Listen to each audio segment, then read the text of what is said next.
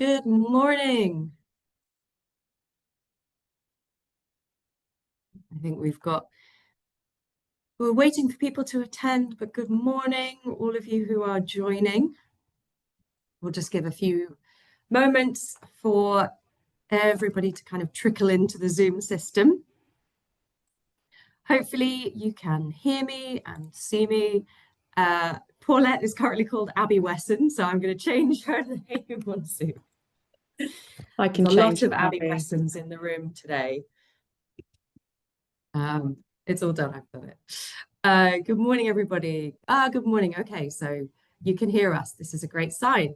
So my name is Abby Wesson. I'm a learning facilitator at the School for Social Entrepreneurs. I design and facilitate learning programs for leaders of social enterprises, and I also coach and mentor leaders of social enterprises as well. I'm joined today by my colleague Claire Binden, who's a program manager at SSE and an absolute organizational goddess. And I'm also joined by Paulette Singer from Clitterhouse Farm, who you'll be hearing from very shortly. Please let me know in the chat if hopefully you can hear us. And I'm really looking forward to today. So what are we going to do today? We are going to, well, first of all, I'll say a little bit about SSE and what we do. For anybody that's new to the School for Social Entrepreneurs, we are a charity founded in 1997 with the aim of supporting people and organizations in the VCSE sector to develop the skills, confidence, and networks that they need to build social organizations that tackle society's biggest problems. And then in turn, they help millions of people in need. And we run a range of different programs, year-long or half-year-long funded programs, as well as short courses and other smaller webinars like this one. So today you're going to hear more about the benefits of involving the community in local projects and local organizations. You're going to hopefully learn some more about strategies for building community relationships and developing ownership over initiatives in the local community, as well as gaining some practical tips and advice to enhance your community engagement. And as I mentioned, you're going to hear from Paulette, who's just finished a scale-up program with SSE, and she had the pleasure or the unluckiness, that's not a word, of being with me on that program. She's going to share her journey with Clitterhouse Farm, and then we'll have Q&A.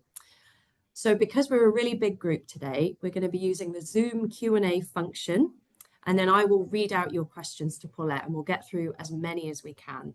Feel free to put them in the chat at any time. In the Q&A. The chat function is disabled because we're on a Zoom webinar today because we're such a big group. We're too big for a meeting. But yes, the Q&A is where you can communicate with us, and I will read out the questions when we get to the Q&A section. And then towards the end, you'll hear from Claire about an exciting opportunity, a funded program coming up with SSE in the community engagement space. And then we will finish at 1 p.m. So without further ado, that's quite enough of me chatting, and it's time to hand over to Paulette. Are you ready, Paulette? I am. Thanks, Abby. Thanks for the introduction. As Abby mentioned, I was fortunate enough to have her as my facilitator through the Scale Up programme. I also did the earlier programme with SSE, so I'm a fellow of 2 of the programmes and do highly recommend them. They've been really foundational for my organisation. So my name is Paulette Singer.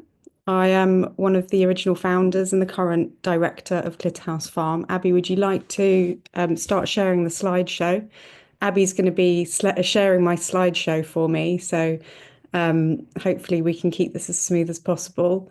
My hope is I can talk to you and give you a whistle-stop tour of the story of the farm project and how we've used community engagement throughout, and hopefully some ideas and some techniques and methods that we've used along the way and where it's got us to, and then have a bit of time at the end for Q&A and answer as many of your questions as possible. I will get the slides up in a second. I'm having another little tech issue, but they will be there as soon.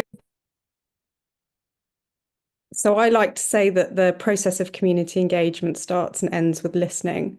And that's because my journey into the world of community enterprise really started with a conversation I had with a community organizer. And I don't know how many people are familiar with community organizer, but maybe we can do a straw poll in the Q&A section to find out how many. It's great to see so many people joining this webinar today because it shows there's a real thirst for community engagement. And I think it's the most important thing when you're trying to set up a social enterprise. And it's really a foundational part of the way I live my life, really, is listening, deep listening. So while Abby gets the presentation up, I will just carry on talking and explain to you that I moved into my area, which is Brent Cross, Cricklewood, about 12 years ago. And I had quite a strong intention when I moved into the area to get more connected to my community. My background is in housing and homelessness. So I spent around 9 years working across community centres, in prison, and in homeless shelters. And in that time, I found that I was actually more connected to my community around where I worked than where I lived. And I didn't really know my neighbours. So when I moved house, I decided to really reach out into the community and start to connect with people. And part of that was responding to an advert. You can shift to the next screen, Abby. Respond to an advert around, well, there were a couple of things that were being advertised. One of them was a community cafe, so volunteering in a community cafe. And one of them was community theatre. But what I didn't realise were these things that were being advertised were actually being promoted by a community organiser who was supporting people that she'd listened to in her community who had ideas about things they wanted to see happen. So I went along to this meeting with Caroline, who was a community organiser down in Cricklewood, and she did generative listening with me. And a generative listening is what community organisers call this conversation that we have when we meet people. And it's really a simple conversation, asking quite simple questions like, what do you love about where you live? What don't you like about where you live? What kind of ideas do you have? I can see there's some questions coming. Is this the same as a community connector, builder, animator? Yes, it is. There's lots of different terms for it. And they come from all different schools, and that's probably a subject for a whole nother webinar. But my community organising comes from the community organising programme, and its roots are from people like Saul Alinsky, who was American-based organiser, and Paulo Freire, Brazilian-based organiser. And really, it comes from this idea that communities have everything within them. They have all the potential latent within them to solve the problems in their community and to take power within their communities. So this community organizer that I met with, she asked me these questions, and I told her about these derelict farm buildings that I'd seen, and I told her about this idea that I'd had to set up something similar to the kind of community centres that I'd worked in as a homelessness worker, but something that didn't label people, a kind of third space where people could come and connect, a place where they could come and eat together. And beyond that, beyond this kind of community space, I didn't know what it was going to be or what it could be, but I only thought about the reasons why I couldn't do it, the things I didn't know how to do. And the very important question she asked me about this idea I had for my area was, what are you going to do about it? Or what have you done about it? And it really was like a proverbial slap around the face. And it really was a call to action. And that is one of the foundational things that organisers should do, is that they should activate, mobilize, try to almost provoke people to take action around their passions and motivations. Abby, I can see someone's not seeing the presentation. Should they be seeing something? Is anyone else struggling to see the presentation? I can see it. Okay. Yeah. Possibly Why that something is. to do with your screen, Karen's. Yeah, I think everyone else seems to be seeing it. Karen, I'm not sure. I'm so sorry. Abby, you can shift to the next slide. So after this conversation, this call to action, it's no understatement to say that it is an understatement to say that it changed my life, because I left that meeting feeling like all I had to do was to try and reach out and connect to as many people as possible to see if there was a way that I could activate this idea in my community. So this was the first element of community engagement, really, was trying to find all the nodes, all the existing community groups within my area and contacting them all to say who would be interested in doing something to try and build a new vision for the Clitterhouse Farm project. And the response to that call was great. I had 12 people meet me in a local cafe to talk about the future of the farm. And 2 of those people ended up being co-founders for the Clitterhouse Farm project. Abby, you can shift to the next slide. So when we came together, oh, we've gone one too far. So, am I behind? So you can go back to the Brent Cross development slide. I didn't realise at the time, none of us did, in fact, that the farm buildings were due for demolition under the Brent Cross development. And for those of you that don't know, the Brent Cross development is one of the largest developments in Europe. It's involving 7,000 new homes, 20,000 new office buildings, loads of new park spaces. You can see the piece of land that it encompasses in the picture on the left. And the farm is this tiny spot down. There's that big blob of green, which is actually the Clitterhouse playing fields. And the farm is a tiny little white dot on the left-hand bottom corner of that. So the farm represents this tiny element of a very, very massive scheme.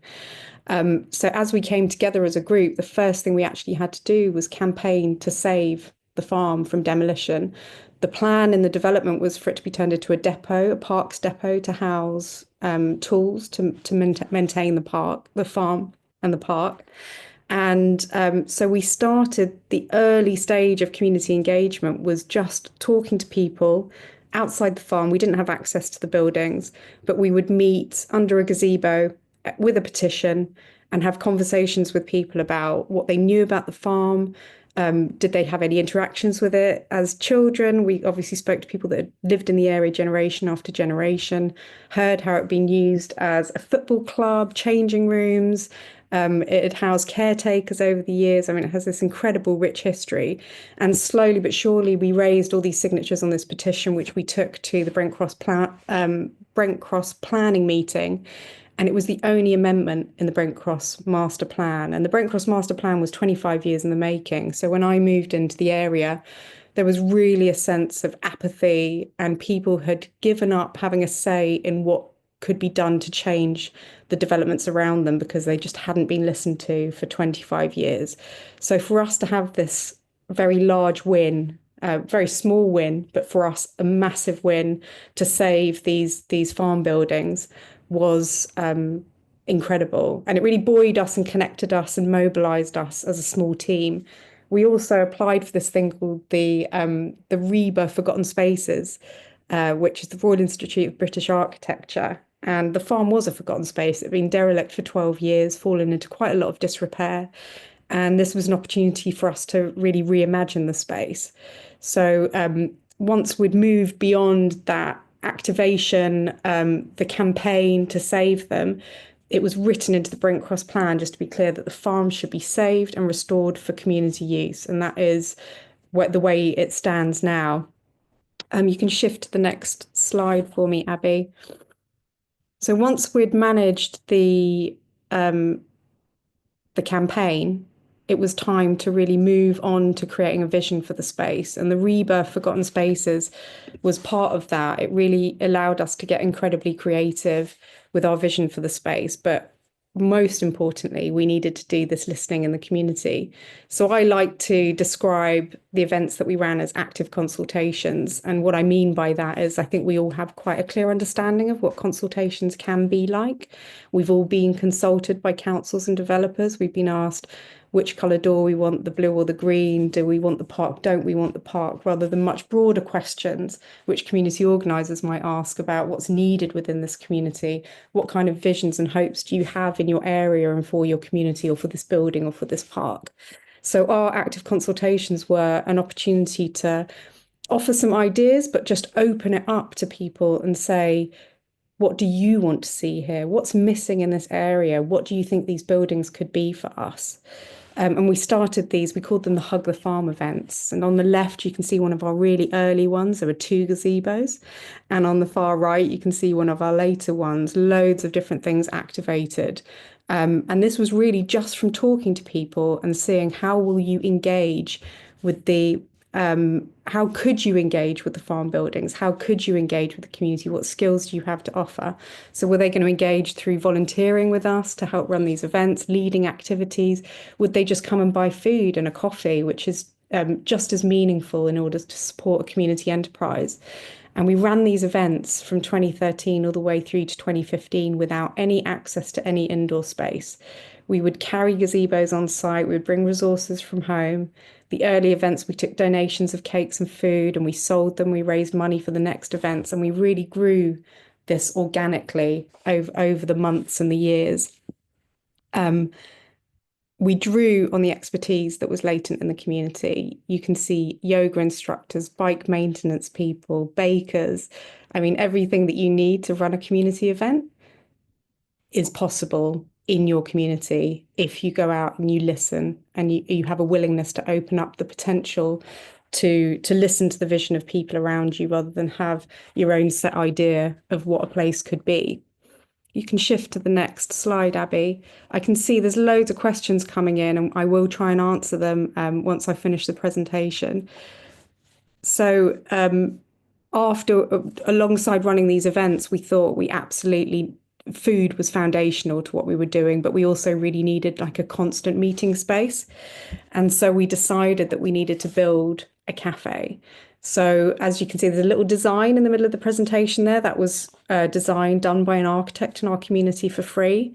And we got £10,000 from Barnet Council to build this cafe. We didn't get planning permission. We didn't ask for planning permission, but we took the £10,000 as a sign that we had consent. And so we built this 6-foot deep space, 25-foot wide, had a proper coffee machine in it, but it was like the spaghetti network of extension lead upon extension lead coming from the backyard of the cafe, and washing up was done in buckets. And it was hard slog. We insulated it. It was like a fancy shed, and it had a little hatch in it, and we opened it every Saturday from 2015 to 2018 to make sure that it was there as a heartbeat. One of the key things I think about community engagement is regularity. Things don't happen overnight. The first time you do something, one person might come. There might be days when no one comes and you sit there freezing. But the regularity is a constant that the community then see and they appreciate, and they feel heard and they feel seen. And slowly over time, you're able to engage more and more people. So this was partly built by the first crafter that we had on site. So we opened up a space down the side, which was formerly a toilet block, and we had a wood turner in there. So he also helped us open up this space. You can shift to the next slide, Abby. So as I said, we opened come rain or shine, and there's a picture of my little Molly on the right there, who's now 8 years old, and that's her there with me. When she was about 6 months old on a Saturday, waiting for people to come past so we could listen to them. And these are kids from the local community, and there's a little poster behind them that you can't see it in that photo, but it says Cafe Open. And we used to roll out this red carpet, and we used to run little stay and plays, and we used to have to carry the resources out of this tiny cafe space and then fill it all back up again. And so, as you can imagine, we very much outgrew the space and decided that we needed something a little bit bigger. Abby, if you'd like to shift to the next slide. So I went to some architects that we'd been working with, and I asked them for some support to design a bigger cafe space. And they said that they couldn't do it, but they suggested that the best thing to do would be to engage some students from universities. Now, universities are a great tool for community engagement because lots of students have to do a community element to their qualifications. And Billy and Freddie, who we engaged from St Martin's, were Masters Architect students, and they did have to do a community element to their piece of work. And as you can see, they came and they ran some tile making workshops. So they dug up clay from the foundations of our garden space. They built furniture for our cafe, and they did this as engagement tools with the community. So it was an opportunity to get the community hands-on building something that they then felt a sense of ownership and stewardship of. They were learning a skill, but it was also an opportunity, once again, for conversations with people while this was happening. So Billy and Freddie really became quite entrenched with the farm. And although it wasn't the right timing for them to do a design for the cafe when they first came on board, because there were elements of their course that they had to do, they sent me for my Christmas present a design for the larger cafe space. So before I move on from this idea of universities, we've worked with probably about 5 different London universities now. And when I say they're a great tool for community engagement, all the different types of courses have elements that could benefit community enterprises to help with our community engagement and also to show our social impact in a way that we can't because we just don't have the resources to write the reports and to do these kind of deeper pieces of work. So we had Billy and Freddie, we've had people come on board to look at how community spaces increase physical activity, how gardening is therapeutic and deals with social isolation. We've had Imperial come and look at how we can consult better, how developers consult better around land and buildings that are in our areas. So they are a great resource. Do reach out to them. You can shift to the next slide, Abby. So Billy and Freddie, because they were so entrenched and they'd done this design for our cafe space, decided to stick on board and try and support us with our crowdfund. And this was really an opportunity for us to see, was there real community buy-in through these little engagement events, the Hug the Farm? We knew that people wanted a cafe, they wanted a social meeting space. That was core, but they also wanted crafts, they wanted gardening. There were loads of things they wanted, but really we heard loud and clear, we need a space, we need a bigger space. So Billy and Freddie did this design. You can see the little mock-ups in the picture on the left. That was the leaflets they created as part of their masters as well. And that went towards our crowdfund. And we did the Mayor's crowdfund for London with Space Hive. And we received the largest number of community pledges across London.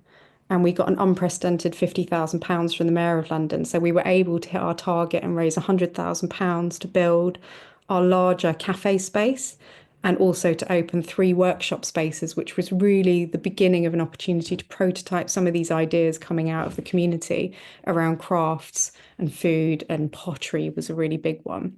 So it was a clear buy-in from the community and a successful crowdfund. You can shift to the next slide, Abby, and people can see this beautiful cafe space that we ended up building. And this is it on a regular opening day. It is a fantastic space. And, when we talk about fundamental to really my philosophy is that land and buildings should be for everyone. And a big thing behind wanting to reclaim the farm buildings was that they'd been left derelict. They weren't being cared for. And communities have a right to have a say in what happens to the buildings and the land that they live in and around. And this is a really clear example of how a community can engage in a vision, engage in helping to fund. And when I say fund, some of those pledges were £1. We didn't need to have big pledges from the community to prove to the mayor that there was buy-in. So we had loads of delays in this build. We ended up building through lockdown, but it was built nonetheless, and it's a beautiful space, and you're all welcome to come and visit it whenever you would like to. Beyond I can really attest it's a beautiful space and really lovely food. I've had with the incredible pleasure of food. And people used to say to me in the early days, who's going to run this cafe? Are we going to get a private company in to do it? And I used to say, no, we are. And key to community engagement is that your enterprises can only go as fast as your community. And there's a real power in skilling people up and working with the skills latent in the community, because there's then a real sense of buy-in, a sense of ownership, a sense of stewardship, and there's a power that comes from that. And that's really key to community organising, is this building of individual and then collective power. What I didn't say was, after that conversation with the community organiser that I had, when I said it changed my life, I went on and trained to be a community organiser. So alongside the building of the Clitterhouse Farm project, I was also working on a West Hendon estate, and that's where I did my learning, cut my teeth as a community organiser for around 2 years. So I was able to really use the listening and my learnings on this Clitterhouse Farm project. We can shift to the next slide, Abby. Oh, sorry. We go back one to. Oh, no, we're good. We're good. So as I said, food is fundamental to community engagement. In the early days, so the picture on the left is in our garden space before it was redesigned and delivered. And we had these couches donated, and we used to just light a fire and invite the community to do a bring a dish. And we still do that. We do that every quarter with our volunteers, but we open it up more broadly to the community to invite them in. And I mean, the world over, everyone loves a potluck supper or bring a dish. And whether it's people coming that can't afford to actually bring a dish, but they can come and they can eat with us and connect with us, or people that love cooking and want to share their cultural traditions, or people that are often working on a project and are too busy to enjoy each other's company, and actually they've got an opportunity to sit and eat and connect. The picture on the right is a volunteer gathering in our cafe space, one of our bring a dish. And the picture in the middle is one of our night markets. This is a Filipino family. We started doing night markets because an idea came from our community. And they said, what do you think about running food markets outside the farm where people can share their cultural traditions? And I said, that sounds like a great idea. Do you want to do it? And this is like a key to community engagement, is striking this balance between creating a structure and a safety and security of people being able to bring ideas forward and supporting them to make it happen. So our night markets were so successful that we're in our third year now. And this was last year during the summer, and this family came and they did a Filipino barbecue and they sold all of their food, but they'd also bought a massive picnic for their family to enjoy afterwards, which I joined them on. So we host these quarterly gatherings because they're touch points for us to celebrate and connect. And food is a foundational thing of what we do. What I didn't say was that while the original cafe was demolished, we set up a grub club that ran all the way through lockdown. So we were taking surplus food so that we could cook it and do and send parcels to people. So we worked alongside lots of other community organisations, set up a food bank and set up a grub club and fed thousands of people through lockdown. But the grub club was something that was a constant heartbeat. It was every Saturday, just like our original cafe was. And we had cooked food that was people could come and buy as on a pay-as-you-fill basis. And it really was such an important social element of lockdown because it was out in the open air and people could eat kind of restaurant quality food where they weren't able to access restaurants anymore, and they could get food for free or a very affordable rate. So this idea of like connecting the community, utilizing the skills, connecting with multiple stakeholders to bring in these resources, and then creating an opportunity for people to come and connect and eat.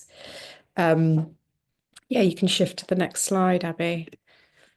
Now, art is really crucial to community engagement because it's this thing that enables people to imagine. And in community organising, we ask people, what is your vision for your community? And often they've never been asked that before. And art can really be a tool to unlock that, but it can also be a tool that enables people to connect to the history of a space. Picture on the left is free art workshops that we offer to children at all of our events as an opportunity for them to engage in something for free, as an opportunity for us to be able to connect with their parents.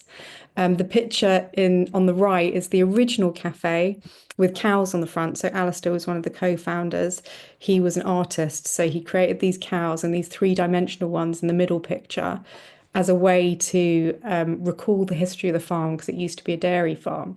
And these were very strong three-dimensional wooden structures. So people picnicked on them, they exercised on them. They became this thing that people came to visit the farm for at a time where there was nothing to visit the farm for. So this was pre our beautiful cafe. This was when we had our original small cafe. And you can see in the background, there's lots of graffiti on the buildings. The buildings were very derelict and it was a very antisocial space, really, lots of fly tipping. So with no physical space in the beginning, we used art as a tool for engagement. And it's really something that we continued to use. If you shift to the next slide, Abby. So in these Hug the Farm events and the events that we ran probably once or twice a year, the slightly larger events would set up a very rudimentary stage with maybe a carpet. And we'd have a few performers that we'd found, and then some people would just turn up. This was an incredible bunch of Afghan musicians that just came and played for us. The middle picture shows how we turned our barn. We built these little hatches over the old windows and we invited local artists to come and exhibit. So each window was a different local artist. And on the right, we ran a big arts and crafts event, which was what we were really hearing from the community. We want arts and we want crafts. So we did this arts and crafts event and we activated the woodland area and we invited artists to take a tree each. And we had everything from, I mean, it was like going to the Tate Modern. This octopus was made out of popcorn. We had that tent in the background. We had sculptures, pottery, fine art, prints, acrylics, watercolor, the works. We had about 15 artists exhibiting and people from the local area who may never walk into an art gallery or may not be able to afford the transport to get to an art gallery in central London had this incredible art on their doorsteps. So this is like one of the key things coming out of the community is how do you make arts and crafts affordable? And how can we do that in this space? So really, for us, it's been really important to create a space that's accessible for arts and crafts. And that's been loud and clear throughout the community engagement we've done. The next slide, please, Abby. So we decided to use the cowsheds as a platform for people to get creative. And we worked with a couple of artists. We bought a bunch of paint. So the picture on the left is the cowsheds and us just saying to the community, like, what do you like at the farm? Express something that you'd like to see at the farm. And we had people drawing pictures of the suffragette that used to live there. We had giraffes. We had things that may never be there, but we also had things that have previously been there. And then the picture in the middle was a graffiti artist working with the community to write our values onto the side of the building to cover over the old tagging. And then the picture on the right was the hoarding that was up while the cafe was being built. And we put the hoarding up, and I knew it would happen within moments. It had been tagged. And tagging is not artistic. It's not creative. It just kind of brings a space down. And so we worked with a local graffiti artist, and he did this beautiful Clitterhouse Farm, watch the space, and engage the community in that process as well. So that's the Grub Club crew there. That's why they're all wearing masks in that picture. So we used to run the Grub Club outside that hoarding. Next slide, please, Abby. So one of the things that people really wanted was gardening, and we didn't have any physical space on site. There was this piece of derelict land.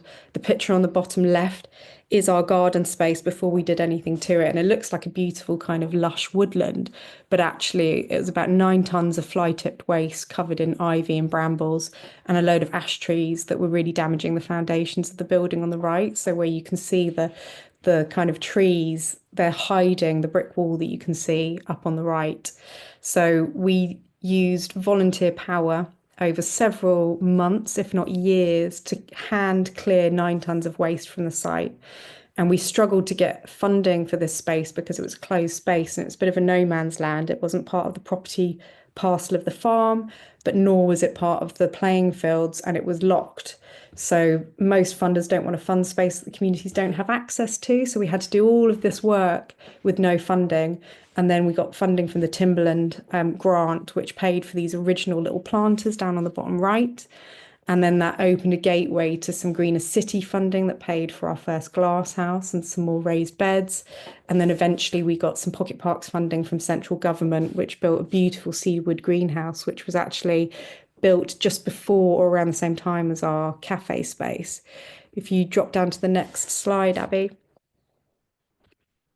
This is what the garden now looks like. It's an absolutely thriving, award-winning space. It's therapeutic. It's a place where we can trial different growing methods. It's 1/10 of an acre, so we can't produce enough food from it to put through the cafe or feed local people, but we can teach people growing methods. We can grow beautiful flowers. We do sell plants on site to raise money for our enterprise as well through the spring and the summer. Engaging people in gardening is a great way of bringing a piece of wasteland into a thriving space that makes people feel a real sense of pride and ownership over a piece of land that ultimately is ours. It's public land. We should be looking after it. We should be supported to create a vision and be supported with some resources to help bring these spaces back into being. So we did actually win a stewardship award for this space, with the Open House Stewardship Awards last year.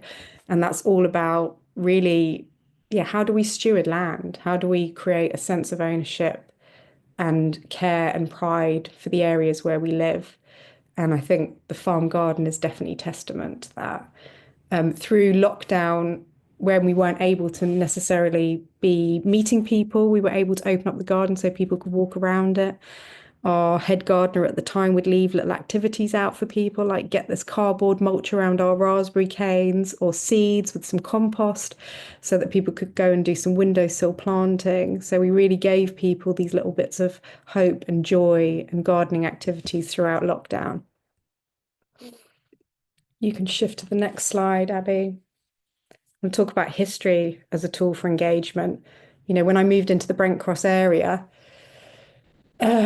no one really knows what this area is called. Is it Brent Cross? Is it Cricklewood? Some people call it Golders Green. And no one really seems to have a sense of pride or a sense of connection to the history of the area. So in the whole listening process, we were able to really uncover the incredible rich history, not just of the farm, but the surrounding area.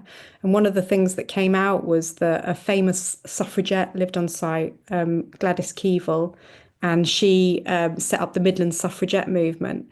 And so Alistair took a picture that we were, and this came out of listening. So Jeremy was her great grandson, got in contact with us and told us that she'd lived there and shared some resources with us. And then we were able to dig a bit deeper. And we worked with an organisation called HADAS, Hendon and District Archaeological Society, who came and have done 4 archaeological digs on site. And so Alistair took this picture of Gladys Keevil being arrested with Emmeline Pankhurst during the suffragette movement and created this piece of art that we put up on the front of the building. And we had a friend who dressed up as a suffragette, and she came out and she gave a suffragette speech. So we ran a history tour, taking people up through the area, through the different historical parts of the area, to really give people a sense of, no, this has a history. It has a really rich, strong history. The next slide shows we also had the Handley Page aircraft factory. So some of the first flights to Europe were from Cricklewood. There was a famous TV studio in Cricklewood. The Handley Page aircraft factory was targeted a lot through the war. So the fact that the farm survived is somehow testament to how special this building is. It kind of has an energy of its own. We unearthed all of these historical maps that showed where bombs had landed, where they'd gone off, where they hadn't gone off, and they were just scattered all around the farm. And so the picture on the right is kind of us bringing things through to today. It's a combination really of using art, using history, as a community engagement tool. So the picture on the right is a plan that we're working on at the moment. We have a local person who is an incredible mosaic instructor, and she has worked with the community. She's been running sessions and raising money to create the resources to create panels to go up on our farm cottage. So this cottage is next to our cafe, and each of the panels represent a period in history. The suffragette is obviously the one forefront, and then on the right at the bottom you can't see it, but those are our values. So it's really about the fact that the last 10 years, the recent history is us. It's what the community have contributed and the vision and the values that we've brought to the area and the stewardship of the site. You can shift to the next. Oh, you have shifted to the next slide. So all of these different community engagement tools are ways to foster a sense of stewardship. They're really ways to say to people, what do you love about your area? What don't you like? What would you like to see here? What visions do you have? How can you make it happen? What could you bring to this? In the early days, and this is really this 2013, that picture of me, my mum, and a few other local people painting over the graffiti on the front of the cottage. So the top left picture is the barn with all the tagging and all of the weeds and the fly tipping. And the space to the right of that is the space that you see down below that's now occupied by our cafe. And you know, these playing fields, people didn't want to walk through them. There was lack of lighting, lack of bins, lack of seating, fly tipping, lots of antisocial behaviour. And over the last 2 years, we've now hosted 2 weddings on site. So it's gone from a space that no one wanted to go to a space that people are really proud of. that people really care about, are really excited by.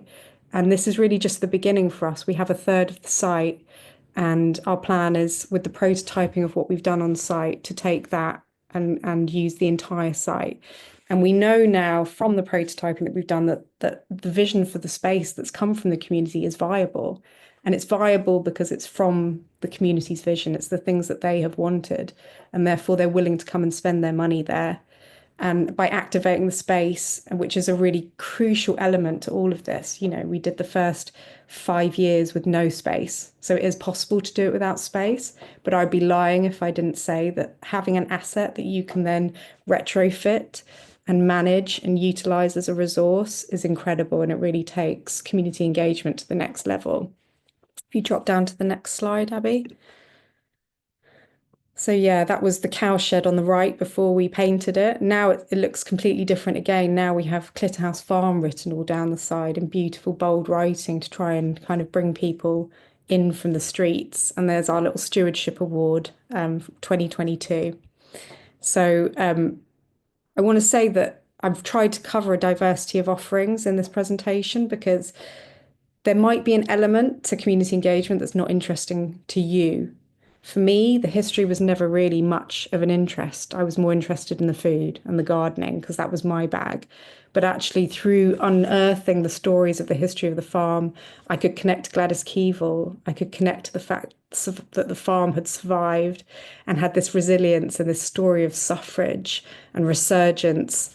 And so having this diversity of options, inroads for people to engage in is really important, whether they're free, whether they're paid for, whether it's art, history, gardening, food, whatever ideas might come from the community, thinking about how you can support them to realise that in the space. And the next slide, Abby.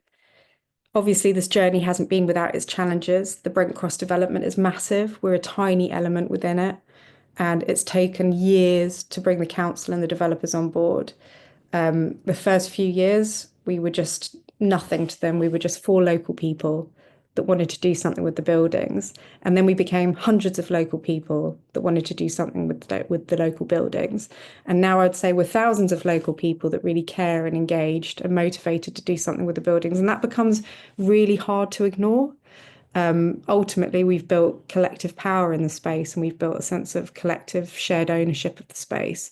The picture on the right is the future image of what we hope the farm will look like. It's from the back of the cafe, so in the backyard. We're called Our Yard because it's a Victorian farmyard. It's a very unusual thing. It's an excellent heritage aspect of our project is it's a Victorian farm in an urban setting. The picture on the left is the future of the playing fields as per the developer's view, with a pavilion, all very high tech and structured and manicured. We have got to the point now where we've engaged them. They are part of our community as well. And I think that's really important to say. Our community aren't just local people. They're the stakeholders, they're the businesses, they're the council, they're the developers.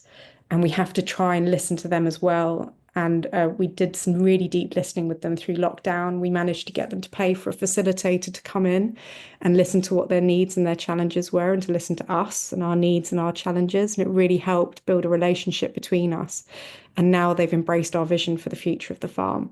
So we work with them. We're meeting with them every couple of months to build that vision and to try and think about the future funding of the site.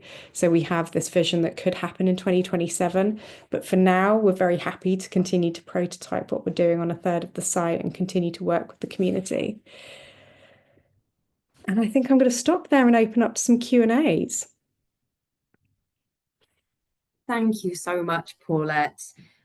I absolutely love, I've heard your story several times and I love hearing it because it's so different every time. And today I was really struck by the audacity, the creativity, and the humility.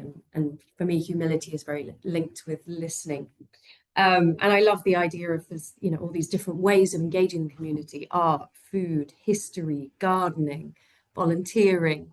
And I can't wait to hear what comes from the Q&A. So just before we start the Q&A, there are 30 questions in the chat, so we may not be able to get through all of these.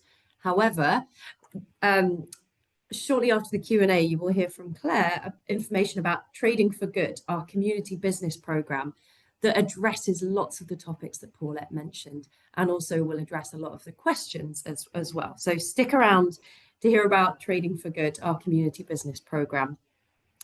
And then Paulette, I was thinking it might be easier for you to pick which questions you want to Yeah, I'm ask. happy to just try and work through Questions you them. want to answer?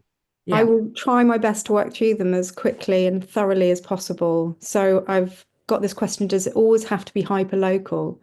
That we want to engage people across the whole region. Communities are all different things. They can be regional, they can be communities of interest, they can be geographical, they can be religious, they can be whatever your distinction of a community is. So no, they don't have to be super local. For us, the idea was to engage people within about a 5 mile radius initially within the kind of Brent Cross development and then open that up. And ultimately, we want the farm to be an arts, crafts, sustainability and wellbeing hub that people travel from across the UK to visit. Zoe has asked, what are the key points or changes where things shifted for the community? I would say that the petition was the obvious early key point was winning that campaign and saving the farm building, so people suddenly felt like it was possible. And another key point was in 2017, 2018, we got funding from the Mayor of London to do a feasibility study. And as part of that, we had to tender for architects to work with us on looking at the future vision of the site. And at that point, the developers weren't really on board. And we brought architects on site, and the developers were very angry. They were like, this is what we do. We develop things, we design things. Why aren't you working with us? And we said, because we've got this 50 grand in funding, we've had to go through a tendering process. And this is where we're at. We're doing it. And they said to us, well, you have to treat us as key stakeholders. And we kind of said, okay, we'll treat you as key stakeholders. And it was really this feeling that we'd flipped the dynamic from developers consulting us to us consulting developers. And that felt really, really important. We also had a moment in quite the early days where we kept on being pushed back and forth between the council and the developers. And to be fair to them, no one at that stage knew who was responsible for what. But when we were asking questions, would keep being told, no, that's the council. The council tells us, no, that's the developers. And so a local leader organised drinks in Parliament, which can happen. I don't know if you know about this, but your MPs are allowed to organise community events, and you should encourage them to do that because it's a great opportunity to bring stakeholders into a space of power and kind of interrogate them. And so we brought in some of our key supporters, Jess Still from Hastings, an architect, Katie Marks, we'd been working with, someone from the community organising programme. We made sure that people from Barnet Council were there. We made sure that people from Argent were there. And we literally cornered them during these drinks and said, well, whose responsibility is it? And that was a big moment of change because we created lines of really clear communication. Right, Ashley has said, Ashley Ward, how did you approach speaking to people in the community groups? Were there key places you approached? In the early days, it was about finding what was out there. So there were very few things. We had things like Creative Crickle with some pre-existing community groups. They were the places that I targeted in the early days because they were nodes that connected to bigger groups of people. And we just approached them by emailing them or calling them and meeting them in their localities. I went into places of worship and spoke to people. Wherever there are physical assets, there are people gathering, and you can go and meet multiple people in one go, which is always very useful. But what I didn't say is we have actually door knocked and listened to over 500 people locally. We've listened to them at bus stops, we listened to them at our events. And we also, the other thing I didn't mention, have listened and used other more classic techniques. So now that we have this quite engaged community, we can run engagement events where we do focus groups, or we do surveys focusing on particular subjects, and we can then just very quickly draw on the knowledge and the needs of the community. A charity in Brent, how can they connect? Please just contact. My contact details are on that final slide, I think, or on the first slide, Abby. Maybe you could get that back up. It would be lovely for you to reach out. Contact details are still showing, actually. Okay, Yeah. fantastic. We have a building owned by the council with the intention that we'll take it over, an existing cafe, 2 lunches a week. The issue I'm having is I'm doing almost all the work. Yeah, I've been there, my friend. I know what that feels like. Um, I would say reach out, take some time to go out and listen again in your community and see if you can find people that can support you to build capacity. I run another business. How do I find someone who has both the time and the skills to share the load? It takes time. That's all I can say to you. The early days of farm clearance, it was family and friends. And then each event would pick up a new person, each event, another couple of people. And now I have a really lovely core team. That doesn't mean that we're not all still overworking and underpaid. We are all on 0 hour contracts and we're not paid for the full amount of time that we work on the project. But there is a freedom in this work that we do. And I think that's why we have the buy-in. Just keep at it. But yeah, go back out into your community, listen, find people, take that time. Emily Malcolm, I really love the idea of challenging people about how they're going to engage. Any tips for this? We're right behind you. We're expected to. Okay, so this is people. I think in general, we have lost our sense of power as a society, as individuals, and community organizing is a really key way to try and re-engage that because it's not just about listening to people, it's about understanding power and where it lies within our communities and how we need to renegotiate and reclaim our power. So challenging people is crucial to that. But empowering people is also crucial to that, or empowering is a very outdated term. It's more if someone comes to you with an idea, you can't just do it for them. You have to encourage them to do it for themselves.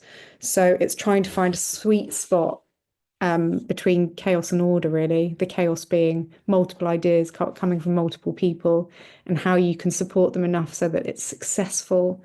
And then slowly they build a sense of power. And that is what enables them to take on more responsibility. So challenging people that come to you and say, have you thought about this? My response would be, no, I haven't, but do you want to do it? So it's this constant pushback to get people to think, actually, we know the council's not going to do it necessarily. We know that local people might not do it, but if you care enough, you're passionate enough, you can do it. We can do it together. Zoe Hughes, how did you strike the balance with the students' research to make sure people didn't feel like subjects, that the event was extractive? I think when it came to the universities, we kind of opened up our volunteer pool to them and asked people if they were willing to be part of the research. And so they understood what the research was for. They understood that there was a benefit both to the researchers and the universities and to us. And there's a page on our website. It's not fully populated yet, but we do plan to actually have all of the outputs of those pieces of research so people can see what's come out of them and how it relates to who we are and what the farm does. So I think because they actively engaged with them, it didn't feel extractive because they saw that the subject matter was something that was crucial to our social impact. They were willing to engage with it. How do we contact universities? Who is the first point of contact? So each department lead will know whether there's a community element to the work that they do. I don't know that there's a particular title. I would just contact a university and say that you're interested in working with students who have community elements of their courses and they're looking to engage with local community organisations. And I've done that by going in and actually speaking about the farm. So students have a sense of different ways that they can interact with it. We've had everything from fine art through to consultation stuff and anthropological studies. Further education colleges also always looking for real world experience. Northampton College construction team have been invaluable to local organisations. This kind of project, yes, exactly. Did you get any frustration in the length of time it was taking, and how did you manage that? I think the most frustrated person has always been me, to be honest. But I think that I have to remind myself and my team and the community that fundamental to what we do is our approach. So if you ask a developer what a development's going to look like, they'll have this grand end vision for the space and they don't know how they're going to arrive there. And if you ask a community organisation, They may not have the exact end vision for the space, but they know how they're going to get there. And it's this process of kind of organic evolution, testing things, letting things fail, learning from them, seeing where the community energy is, and then growing those elements. And I think something we're not great at, if I'm going to be honest, but something we're trying to do more of is celebrating our achievements, because actually it's easy to go, oh, blimey, but we're only in a third of the site and we've got to raise like 4 to 6 million to renovate the whole thing. Or we can say, we've already raised over 1 million in these tiny, small funds over 10 years. We've invested that into these buildings. We've brought all of these little businesses in. We've supported how many different facilitators. We've got this thriving little cafe and award-winning community garden. Like, celebrate the wins along the way so that it doesn't become a drudgery, it becomes a joy. It's so wonderful to see this journey. I've been to the cafe on Saturday for an event. It was great. Oh, thank you very much. What was the timeline for crowdfunding to build completion, even with lockdown? So we did the crowdfund, I think 2018, and then we had to go through the process of bringing on board a builder and create all of the building, the methodology statements. We've got bats on site, ecological reports, noise reports, a whole world of pain that I never knew about because I've never done anything like this before, but I did it, which just shows that you can. And we built during lockdown, so completion was kind of spring 21, so 2018 to 21, which sounds like a really long time, but we were able to activate different spaces on site and open up the cafe before it was fully completed. Right, this is amazing, huge achievement, but I wonder if this could be achieved in a community with fewer existing resources. I lived in an area, I used to live in this area, so I know it has a lot of very well-to-do people. There are plenty of professional architects. How can we replicate this in areas or communities who are time, resource, and money poor? It's a very good question. I mean, we did and have had support from people that are well-to-do in terms of architectural drawings, whether that's students or local people or surveys of the garden. But I would say the vast majority of the work and input has actually been from non-well-to-do parts of the community. And I believe strongly, and I've seen this through visiting projects around the UK. I've just been to visit an incredible project up in Liverpool, which is a community laundrette, which is a thriving community laundrette in one of the poorest parts of the country. There's so much poverty in Liverpool. You can create community enterprise in any community. The problem in communities, deprived communities, is that money is being leached out of those communities by big companies or just people spending money in the local supermarkets or on whatever it is they need to spend their money on rather than investing in local businesses, because those local businesses don't necessarily exist. But as communities come together and they build these visions, whether it's a community laundrette or a cafe, and people start to invest time and resources into it, they grow, whether it's in a poor area or not. I truly do believe that. I've seen it. How are you funding yourself during the setup? So for the first couple of years, there was no funding. I did everything for free. And then I got £5,000 from a philanthropic fund, which paid for like a day a week. And I was doing like 5 days a week. And it was exhausting. And I was also obviously working as a community organizer part-time and then became a young mum. But we slowly started to kind of raise the funds. And as we brought more communities on board, more people from the community on board, and we were able to show the need based on the listenings we were doing and the numbers of people that were coming forward and saying that they were on board with the vision and willing to help out, the more funding we were able to draw down. So we're now in a quite unique position because we have the asset. So we rent out the space at a very affordable rate to a potter. We have two food businesses on site. We have a collective of arts, crafts, sustainability and wellbeing practitioners that facilitate sessions on site, and we take a cut of the ticket sales in return for them using the spaces. And so we now are able to generate the majority of our income from our own business, but we do have a small piece of capital of philanthropic funding that helps sustain us as well. So it's a slow building process, really, but key to that is the community buy-in in order to get the funders buy-in. Has this project given opportunities for local services to come and share? Yes, I mean, we have social oh gosh, social prescribing is a really big thing for us. We get a lot of people through social prescribing. We've got a lot of schools now that send students to us for volunteering opportunities. Tons of teenagers doing Duke of Edinburgh, or just people that are NEETs that need some place that they can come and feel valued and be valued. So yeah, we want to work more and more with statutory organisations, but the challenge to that is that they don't have funding and we don't necessarily have funding to give the space to them for free. So we try to do things slightly differently, which is really, I think, our product, if I can put it that crudely, is our volunteering opportunities. And so if someone comes to us from a mental health organisation, we will say these are the days where your clients can come and engage with us. We won't necessarily do it with the organisation. We try to work with people on a one-to-one basis. How did you organise these events? Yeah, it was just a core four of us, and then volunteers from the community that were supporting. We spread the word really through. We did loads of leafleting. That wasn't that good. And we know that because we used to put offers and people would never come and claim their offers. So I wouldn't bother with leafleting. We would go and put posters in key places, like in the Tesco's, the community centres. Predominantly at the time, Facebook was really good. It's not so good anymore. Now we do use a lot of social media. We do advertise free events on Eventbrite, which is great for reaching people beyond the local area as well. This all sounds great. How do you not drown in health and safety, food hygiene? Yeah, that's a good question. You learn as you go along, you find out what's needed. And generally, when people come to you to do, say, a food hygiene check, they're not there to shut you down. They are kind of there to help. So you can ask them, what do I need to do to improve? Our first cafe got a 5-star.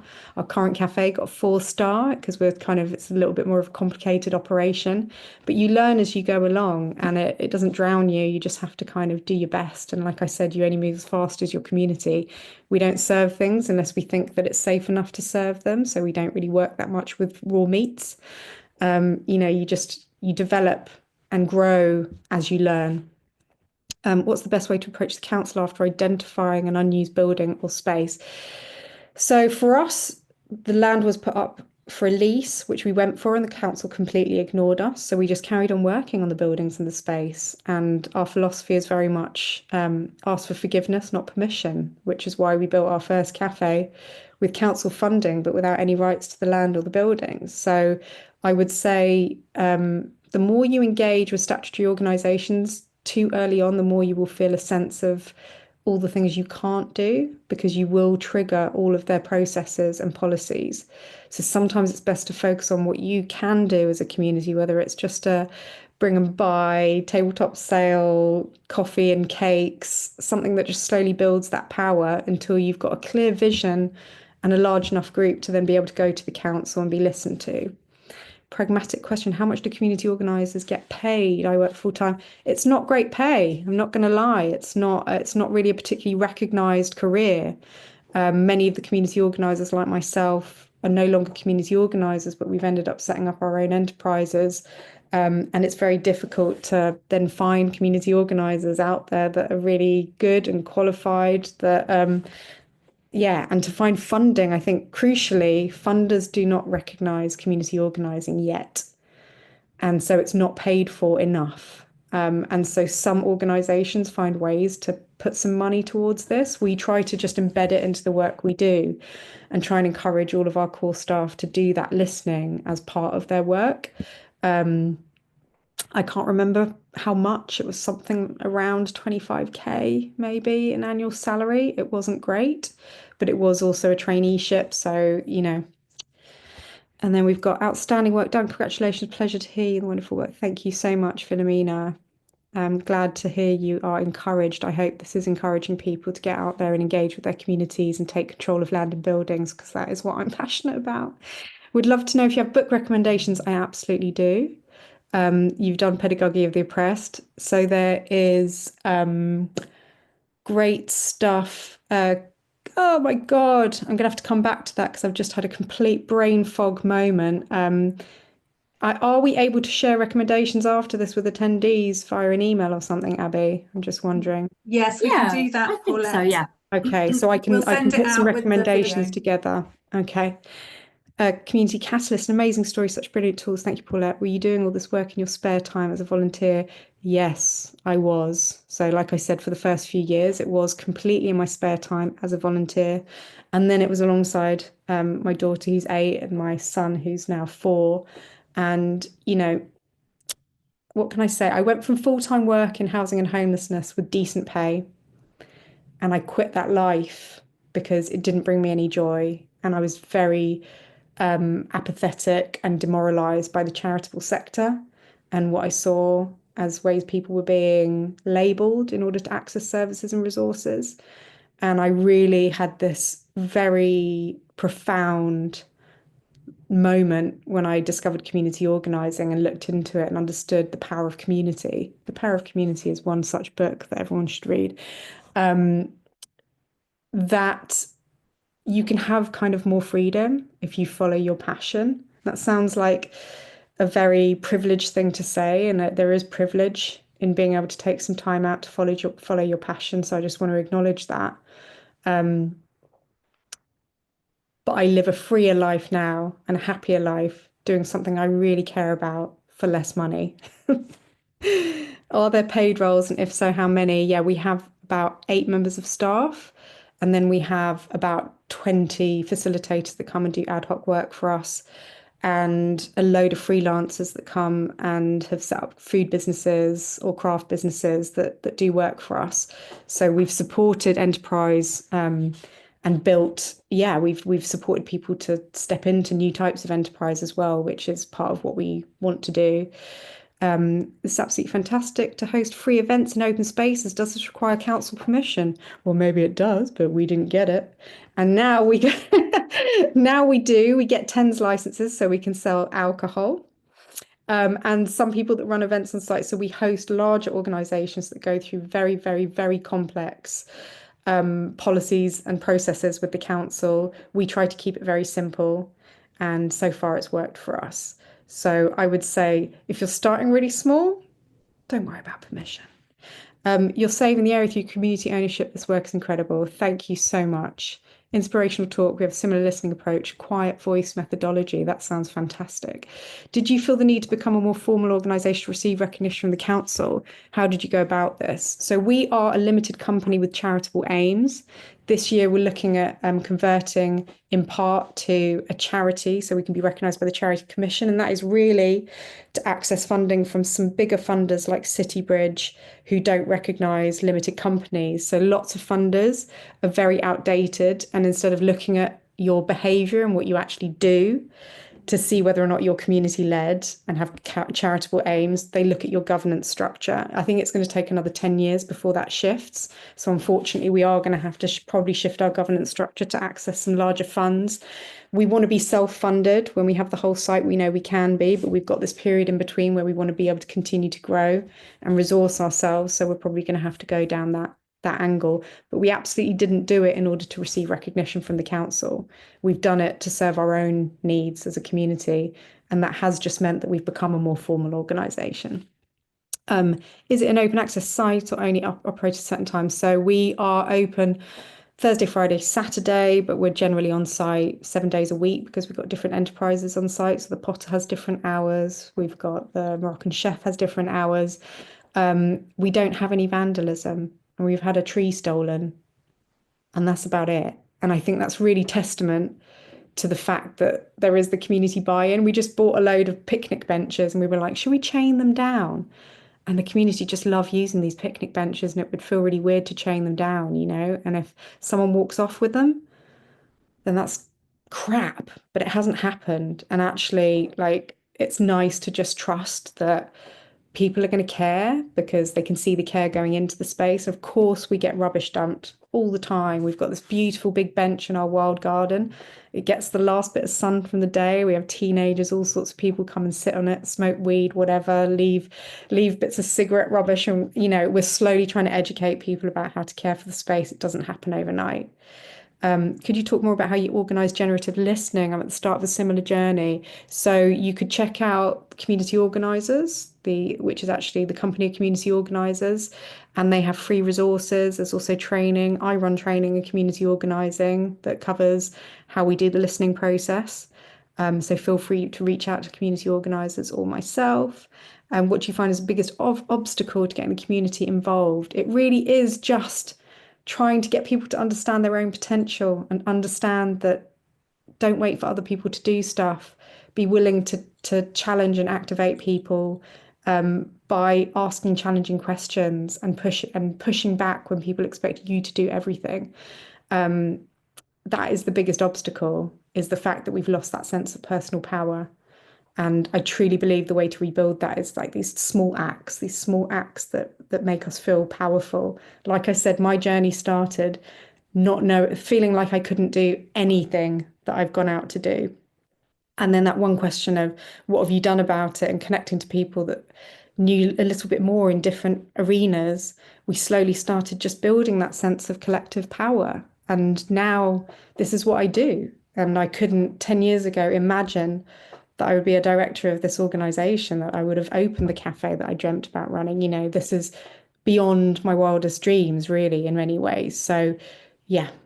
How much time did you dedicate and how did you get to organize amongst yourselves? So, when you're doing something you're passionate about, you don't really count the hours, but hours and hours and hours and hours and hours and hours. And we try to organize in different ways. We have different methods, actually. We've got a community on WhatsApp. So each element of what we do, we have a Clitterhouse Collective, which is all of our facilitators. We have an events group for our night markets. We have a cafe group, a garden group. We have announcements across all of those. We're currently activating an outdoor education group, which is an emergent element. So we start by targeting people that have shown an interest through the listings that we've done, inviting them to meetings, which in community organising is called house meetings. And then we just see what emerges from that. And then we'll set up a WhatsApp group and then we'll keep those meetings going. And then we use lots of little interesting tools. Like with my team the other day, we did some dragon dreaming and we imagined what the farm would be in 20 years' time. And we talked about it like it was today. And it's just an exciting way to like set a future vision to work towards.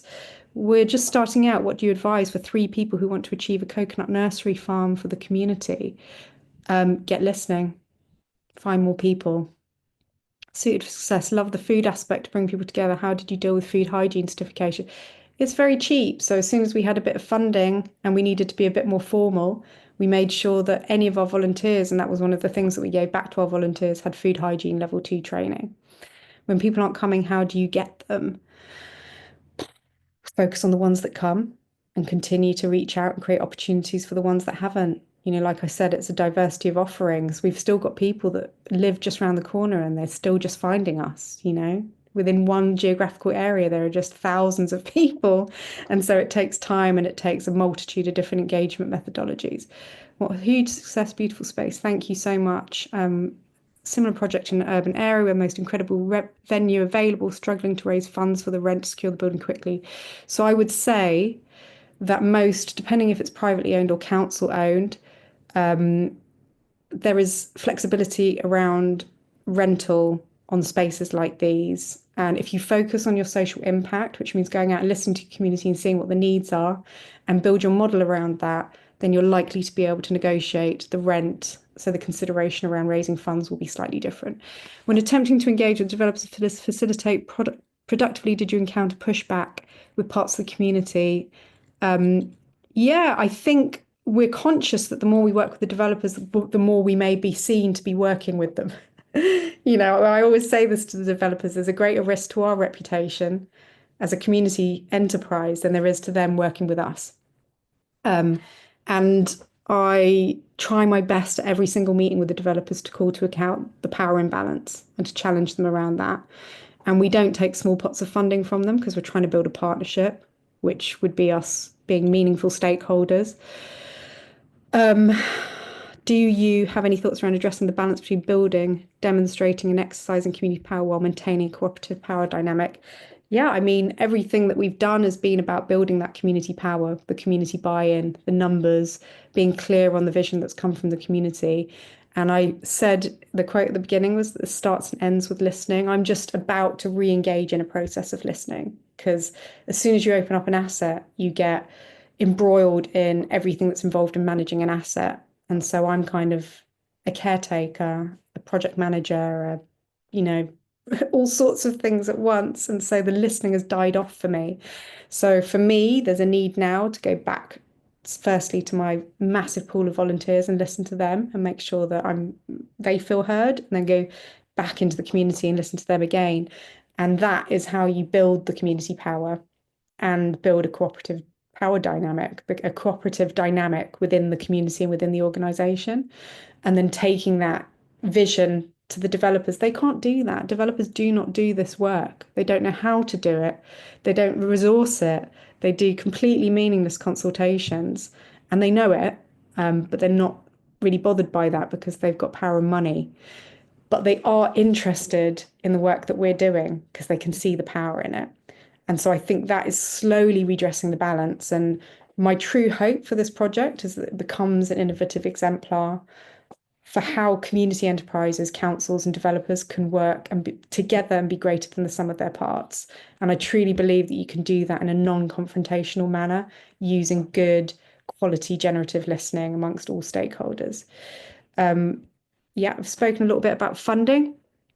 So hopefully answered your question, suited for success. What is the practical side of getting the community on board? How do we contact people? All sorts of methods. Like I said, it was listening door to door, leaflets, inviting them to attend events. How do you nurture relationships between events, workshops with the community? I guess things like the Bring a Dish are great ways that people can just sit together. And sometimes I'll throw in some little techniques, like I might ring a bell and ask people to move and chat to someone else and just tell someone something that they might not know about them, or something they love about the farm or their community or the area, or an idea that they've got. James Broadley, nice to nice to hear from you. An organisation managing woodland in Bristol. We want to involve the local community in shaping the future of the woodland, but we're nervous about raising expectations we can't meet. You're not responsible for meeting expectations of the community. You know, this is what I mean. We're not making promises we can't deliver. That's a key thing in community organising. We're not doing for others what they can't, if they can do it for themselves. We're trying to take people on a journey with us. And that means listening to people. Do they have an interest? Will they come on board? Will they be part of setting those expectations? Will they be part of delivering them? Don't make promises you can't deliver. Connie, found this talk inspiring. Thank you. Working sustainability program in Yorkshire. Loads of potential volunteers and residents. Reluctant to show up in person. Do you have any advice for how to bring people out? Free events. You know, contact your local fire brigade and get them to come along with the fire engine. We've done that a couple of events. Kids love it. They get to shoot the water everywhere. Get a bouncy castle. Doesn't cost a lot. Any kids that come out of their houses and ask to bounce on it, you say you need a parent to come and sign a waiver. Parents will come out and you can talk to them. Have stuff that's for free, so just like free tea and coffee mornings, so people can just come and access stuff for free. Give people opportunities to volunteer. People want to feel meaningfully engaged with things. Do you do a lot of power influence mapping to establish who to target? Not really. I think it's kind of in our area, it's quite obvious. Yeah, I don't think we've actually had to physically sit down and do that mapping, but I do recommend that people do that if you don't know who holds power and who the stakeholders are in your area. Do you use a platform to map your community contacts and their skills? No, we just use good old-fashioned Excel spreadsheets. Halima, we're hoping to branch our programs from schools, local communities. Were you able to run sports activities? Yes. What challenges do you face to get the local community active? We have done sports activities. We've done dance and yoga and a bunch of other stuff, but we've done it for free at events. So it's not been difficult to get people to engage in those events. We are in a rural, remote community, village politics prevail. We're embarking on a community cafe project and have support via a survey. Did you experience an element of toxic negativity? Oh, yeah, there's plenty of that. One of my co-founders tried to set up Friends of Clitterhouse playing fields. This was just before the farm, and everyone that contacted him was just complaining about the playing fields. There's a lot of toxic negativity, but this comes from a disempowered community that see all the negative stuff know that they're paying council tax and loads of taxes, and the council aren't doing anything about it. So it's about just shifting the conversation towards what can we do and creating a vision that people are willing to work towards. I feel like we're going to have to probably stop answering questions because they're We endless. are, I would yes, love, I we could do are. this for another 2 hours, but I know that we need to hear about the program that's coming up. Please do feel free to reach out. I would love to support people and communities, community enterprises to do this really important work of bringing land and buildings back into community use and building community enterprises that have social impact and social value. So thank you for listening. I'm going to hand back to Abby. I'm so sorry if your question didn't get answered. And Claire's about to tell you about an opportunity that SSE is running at the moment where you can develop your skills in building community-led organizations. Go for it, Claire. Thank you so much. Thank you, Paulette. Abby, could you stop sharing and I can share my slides? Paulette, that was brilliant. Thank you, and really inspirational. Viewers may have noticed that I pruned out some of the questions from the Q&A just to help Paulette get through them quicker, but that meant I pruned out a lot of thank yous and gratitude. So we'll make sure that Paulette sees all of those nice comments from everyone before we let her go today. So thank you very much for being here, and thank you for sharing and being part of this event. So what I want to tell you about today, Abby, can you tell me if you can see that slide, because I now can't see anybody? No, I can't see any slides, unfortunately. Okay. It's because I need to make you host, I think. No, I should be anyway, but not to worry. Look, as time is getting on, I will talk through what we're doing anyway. I wanted to tell you about Trading for Good, which is a program that's been funded, that SSE is offering. We've already offered it this year, and so we have a cohort of 120 people who are going through Trading for Good at the moment. It's a program funded by the National Lottery Community Fund, by Power to Change, and by the Dulverton Trust. And in this spring, we are concentrating particularly on community businesses. And I'm just going to have another crack at showing you this slide because it's a good one and will help you to understand what we mean by community businesses. There it is. It's coming. There it is. Great stuff. So SSE works with a wide range of businesses, but this one in particular is about community business. So we're looking for organisations that are locally rooted, such as you've heard about with Paulette today, accountable to the local community, trading for the benefit of the local community. So any money that is raised by its activities go back into the local community or that local asset that you're working with. Making a broad community impact. Some of you will be working in a very hyper-local area, and some of you might be working with communities of interest. Do look at our guidelines. I'm going to give you a link at the end of this to come and have a look, register your interest and have a look at our guidelines. All of this is explained in much more detail. We're looking for organisations that are less than 5 years old, that have got an income of likely under £100,000, and that's income in totality, not your profit or your grant income. It's everything that comes in through your coffers, and you'll be based in England. With this course, it is a 12-month commitment. 9 months of that is a learning program, and 12 months is a match trading grant program where we incentivize your trading growth. So we are particularly looking to support businesses who want to reduce their reliance on grant funding and grow a trading side of their business so that they've got unrestricted sources of income to help put their ideas into action more freely. So we're looking for people who are interested in trading, and in return, you'll develop skills such as you see here, both personal skills as well as your business skills. And also we will support you to create more of that all-important social impact. It's not a traditional learning experience. You will learn from people who have been in your shoes, people like Paulette, who will come along and talk more about the sort of things that they do and how they've done it. You'll learn about experts, so we may call in somebody who talks about structure, legal structures of your business, or about marketing or social media. You'll also be in a peer learning group of 20 people in total in your local area. So you will learn from each other. And a lot of the questions that were coming up in the chat today that Paulette hasn't had a chance to get to will be covered by this course. And you'll also have the opportunity to learn from each other as you go along. So it's a commitment that runs from October 2025 to July 2026. I'm rushing to get you out of here on time. I'll slow down. You'll have coaching during that year. You'll have networking opportunities. You can see some of the topics that we will include learning on over the course of that. And then there's this all-important match trading grant. SSE is really champions the use of match trading because it incentivizes your growth. It helps support you and teach you ways to grow your trading income for your business.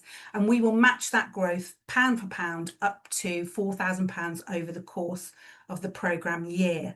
Again, take a look at our guidelines, much more information on that, and you will have support from one of our grant managers in reaching those targets. But we are looking for people who are ready to sort of rise to that challenge of increasing your trading income. This is the last slide. You'll be pleased to know. So do look at our website. On there, you'll find information not just about Training for Good community business programme. SSE runs other programmes and more will be coming up over the course of the year. So do make sure, if you're not already on it, get onto our mailing list and look at the opportunities that come through, not just from SSE, but we also aggregate and tell people about other exciting opportunities that are happening in the sector. But do have a look at Trading for Good and register for more information. That's how you get hold of the guidelines. The application deadline is the 14th of May, but we're having an info session where I'll go through all this information over the course of about 45 minutes and can answer individual questions. That's on Wednesday the 7th of May at 4 p.m. You can book a place on that webinar via our website. We'll be interviewing across July, August and September, and we can work around any summer holidays that people have. And we interview so that we can understand whether people are ready for the learning, whether their business is in a place where they can really benefit from the added value that this course can provide for them. We'll make final decisions at the end of September or possibly early October, and then the learning programme will start just before Christmas. It says mid-December there, that's wrong, I'm sorry. It starts at the end of October and finishes in July 2025. There is a help desk, you'll see here, tradingforgood@sse.org.uk. Go and have a look at our website, look at the guidance. If there's anything else there that you feel that we haven't covered, get in touch with our help desk and I or my colleague Kate will get back to you. We also offer support for people who may have learning issues or any conditions that they might find it difficult to fill in an application form, which is an online form. Some of that can be filled in with text notes, voice notes rather than typed text. So there's a range of support available for people. We wanted to make it as easy as possible for you to apply and to showcase your business to its best advantage. And we'll be looking for 80 organisations from various regional centres, North, Midlands, South East and South West, to come on this programme. So we've got lots of places. Please do have a look. And that is me for today. Thank you, Abby. Thank you so much, Claire. Thank you so much, Paulette. I hope that everybody who's attended this webinar today is leaving feeling galvanised and inspired, and hopefully also galvanised and inspired to apply for the SSE course as well. We will send out materials via email because I think we've got your emails from when you registered. Thank you so much for engaging with us and sending so many brilliant questions in the chat. Paulette, did you want to say anything, any last words, or are you complete? Yeah, just if you think you can't do it, still do it. Just focus on one step at a time and work as fast as your community grows. Perfect. All right. Thank you so much. We will release you to the rest of your day. And I hope that you, yeah, just do it.